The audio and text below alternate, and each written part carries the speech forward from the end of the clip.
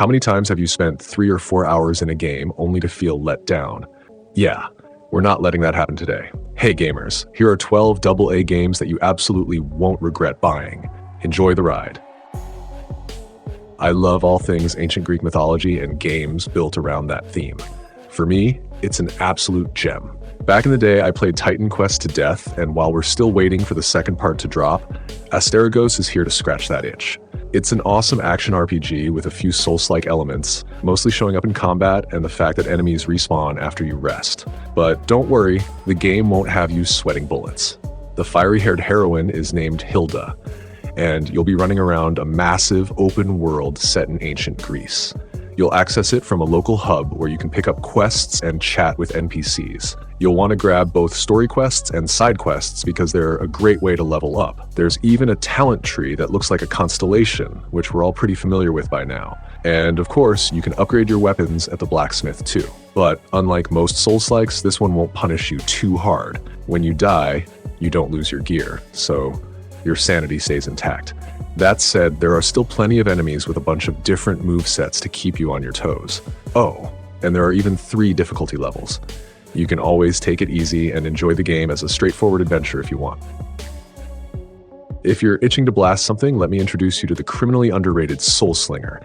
It's a fast-paced, hardcore shooter in the style of Doom, where you play as a gunslinger from Limbo, and your main quest is to collect a bunch of souls and pay off your debt to escape the afterlife. The gameplay, pure roguelike, just how we like it. But there's a twist. It's got a story. Yep, the whole escaping the afterlife deal. Sound familiar? Hades? Expect killer graphics powered by Unreal Engine 5, smooth optimization, and voice acting and soundtracks that'll give you chills. In short, it's a banger. But hold up. The game's still in early access, so the only thing that might be lacking is content. However, the devs are quietly grinding away. Just last week, they dropped new weapons, bosses, realms, and more. So keep an eye on this one. Not dark enough for you? Alright, then check out Still Wakes the Deep, a story where you're just another oil rig worker sent to have fun on yet another rig out in the middle of the ocean. But as soon as you get there, all hell breaks loose. The atmosphere is pure, unexplainable terror with insanely detailed environment design, top-tier sound work, and some seriously authentic voice acting. One heads up though? Yeah, it's awesome. Yeah, it's pretty creepy at times. Yeah, the plot is decent, but there are some serious walking sim vibes. Like, it can drag a bit, but the graphics straight up next level. Now this is some next level madness. See that janky graphics? If you haven't swiped past yet, congrats, you're one of the chosen ones. Behind those gates, there's a super hardcore RPG in a massive open world, and this world is crafted with insane attention to detail, bringing back that old school gaming vibe. You know, where no one explains anything and you gotta figure everything out on your own. The last time I felt this was in Outward, where without guides, you'd be totally lost. Same deal here.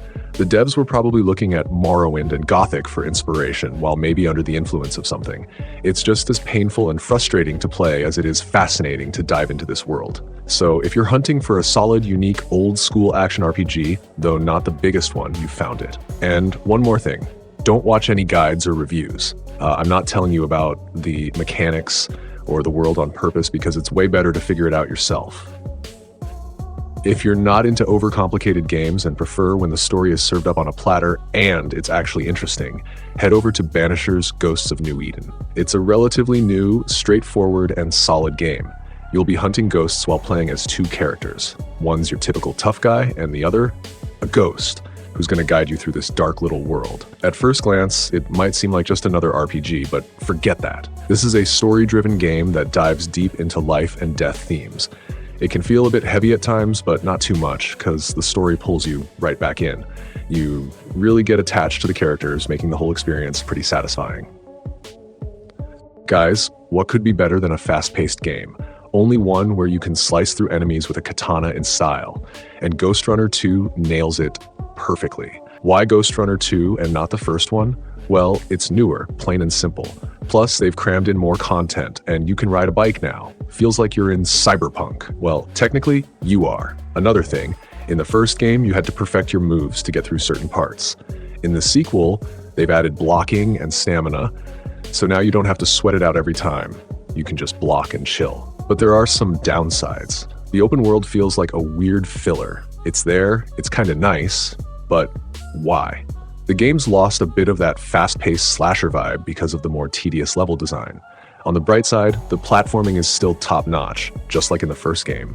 And the bike, plus the wingsuit I forgot to mention, really make the gameplay more fun and leave you with some awesome vibes. So yeah, give Ghostrunner 2 a try, you definitely won't regret buying it.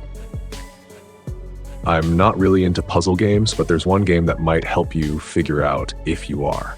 Enter the Talos Principle 2. Though honestly, you could start with the first game since both are legendary. But let's be real, the second one is newer, the puzzles are more interesting, and the world is still just as beautiful and surreal.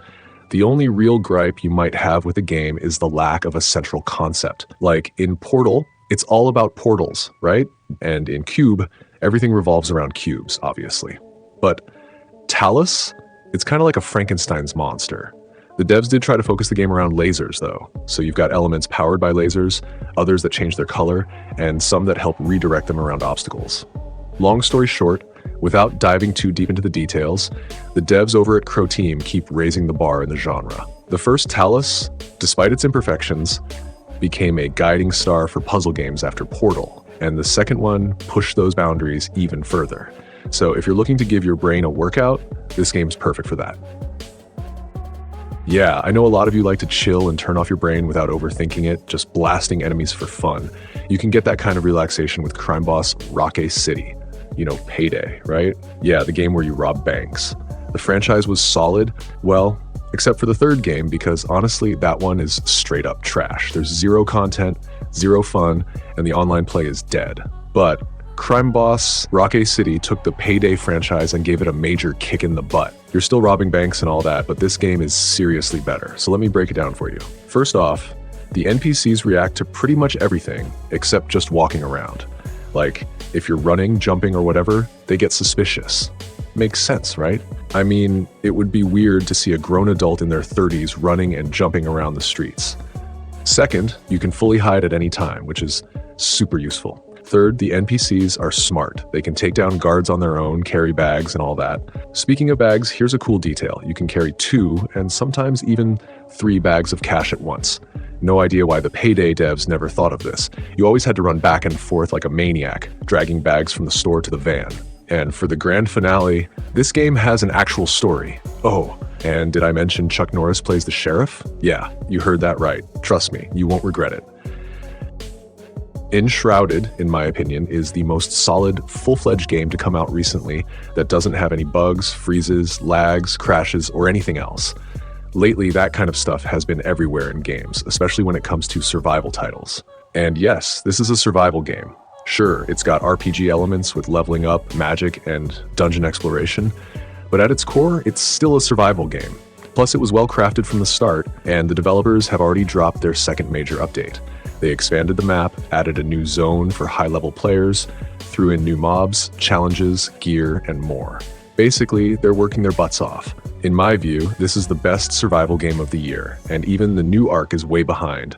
It's basically turned into a session grind. Well, since we're talking about grind fests, let's dive into Hades 2. Everything's crystal clear here. The game is amazing and worth every penny. But the best part? The devs dropped an update that expands the game world a bit. Honestly, I haven't tried the update yet, but I played the second Hades a few days after it dropped, and I gotta say I was impressed. That said, I'm gonna wait until the game is fully polished. Trust me, it was solid even in its early stage. You can't expect the same killer narrative as the first one, but this time, you're rocking it with a new hero, Zagreus' sister. Your mission to smash your way to Olympus, and it's all executed in a super cool and engaging way. Plus, the visuals, music, and atmosphere are just top tier.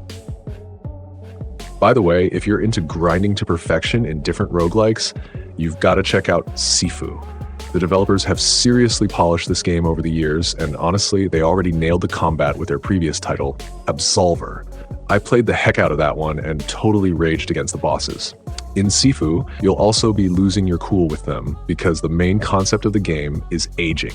Like any other roguelike, you're going to die a lot. It's just part of the experience. It's all good. But here, with every death, your character ages, and after several deaths, you're stuck controlling a geriatric who can barely throw a punch while you've only made it to the second boss.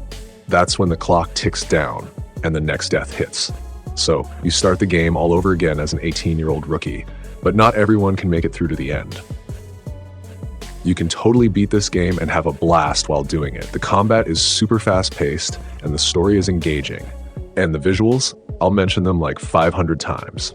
Alright, let's break it down. The developers at Moon Studios, the ones behind the masterpiece that is both Ori games, decided to soak up a ton of new experience and created a dynamic Souls-like game with an isometric view and a solid storyline.